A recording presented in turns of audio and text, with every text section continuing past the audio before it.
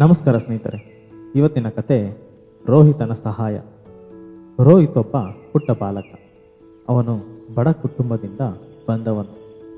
ಅವನು ಒಂದು ದಿನ ಮರವನ್ನು ಕಡಿದ ಕಟ್ಟಿಗೆ ಮಾಡಿ ಹೊತ್ತುಕೊಂಡು ಕಾಡಿನ ಮೂಲಕ ಹೋಗುತ್ತಿದ್ದನು. ಅವನು ಹಸಿವಿನಿಂದ ಬಳಲುತ್ತಿರುವ ಒಬ್ಬ ಹಿರಿಯ ವ್ಯಕ್ತಿಯ ಬಳಿಗೆ ಬಂದನು. ರೋಹಿತ್ ಆತನಿಗೆ ತಿನ್ನಲು ಏನನ್ನಾದರೂ ನೀಡಲು ಬಯಸಿದನು. ಆದರೆ ಅವನ ಬಳಿ ಸಾಕಷ್ಟು ಆಹಾರ ಇರಲಿಲ್ಲ. ಪರಿಣಾಮವಾಗಿ ಅವನು ತನ್ನ ಪ್ರಯಾಣವನ್ನು ಮುಂದುವರೆಸಿದನು. ಮುಂದೆ ಅವನ ಪ್ರಯಾಣದಲ್ಲಿ ಒಂದು ಬಾಯಾರಿದ ಜಿಂಕೆಯನ್ನು ನೋಡಿದನು. ಅದಕ್ಕೆ ಸ್ವಲ್ಪ ನೀರು ನೀಡಲು ಬಯಸಿದನು. ಆದರೆ ಅವನ ಬಳಿ ಇಲ್ಲದಿದ್ದರಿಂದ ಸಾಧ್ಯವಾಗಲಿಲ್ಲ. ಪರಿಣಾಮವಾಗಿ ಮತ್ತೆ ಅವನು ತನ್ನ ಪ್ರಯಾಣವನ್ನು ಮುಂದುವರೆಸಿದನು. ನಂತರ ಒಬ್ಬ ವ್ಯಕ್ತಿ ತನ್ನ ಶಿಬಿರವನ್ನು ಸ್ಥಾಪಿಸಲು ಬಯಸಿದ.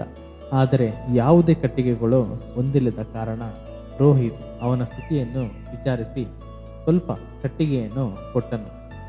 ಅವರು ಅವನಿಗೆ ಸ್ವಲ್ಪ ಆಹಾರ ಮತ್ತು ನೀರು ನೀಡಿದರು. ಅವನ ವಯಸ್ಸಾದ ವ್ಯಕ್ತಿಯ ಬಳಿಗೆ ಹಿಂತಿರುಗಿ ಅವನಿಗೆ ಆಹಾರವನ್ನು ನೀಡುತ್ತಾನೆ. ಜೊತೆಗೆ ಜಿಂಕೆಗಳಿಗೆ ಸ್ವಲ್ಪ ನೀರು ಕೊಟ್ಟನು. ಜಿಂಕೆಗಳು ಮತ್ತು ವೃದ್ಧರು ಸಂತೋಷಪಟ್ಟರು. ನಂತರ ರೋಹಿತ್ ಲವಲವಿಕೆಯಿಂದ ತನ್ನ ಪ್ರಯಾಣವನ್ನು ಮುಂದುವರೆಸಿದನು. ಮತ್ತೊಂದೆಡೆ ರೋಹಿತ್ ಒಂದು ದಿನ ಇಳಿಜಾರಿನ ಕೆಳಗೆ ಜಾರಿ ಬಿದ್ದನು. ಅವನು ನೋವಿನಿಂದ ಬಳಲುತ್ತಿದ್ದನು. ಆದರೆ ಅವನು ಚಲಿಸಲು ಸಾಧ್ಯವಾಗಲಿಲ್ಲ. ಯಾರೂ ಅವನಿಗೆ ಸಹಾಯ ಮಾಡಲು ಮುಂದಾಗಲಿಲ್ಲ.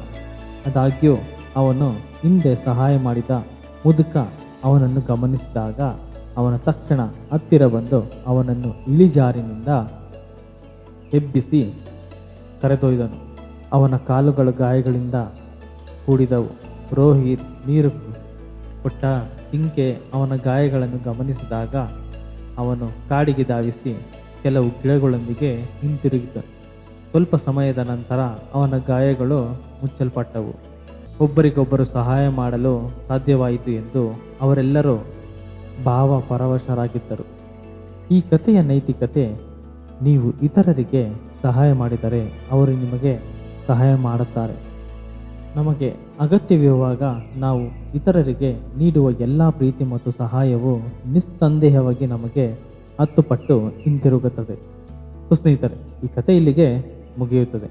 ಈ ಕತೆ ಹೇಗನ್ನಿಸ್ತು ಅಂತ ದಯವಿಟ್ಟು ಕಾಮೆಂಟ್ ಮಾಡಿ ತಿಳಿಸಿ. ಹಾಗೆ ಈ ಚಾನಲ್ನನ್ನು ಸಬ್ಸ್ಕ್ರೈಬ್ ಮಾಡಿ. ಮುಂದಿನ ವಿಡಿಯೋದೊಂದಿಗೆ ನಿಮ್ಮನ್ನು ಮತ್ತೆ ಭೇಟಿಯಾಗುತ್ತೇನೆ. ನಮಸ್ಕಾರ.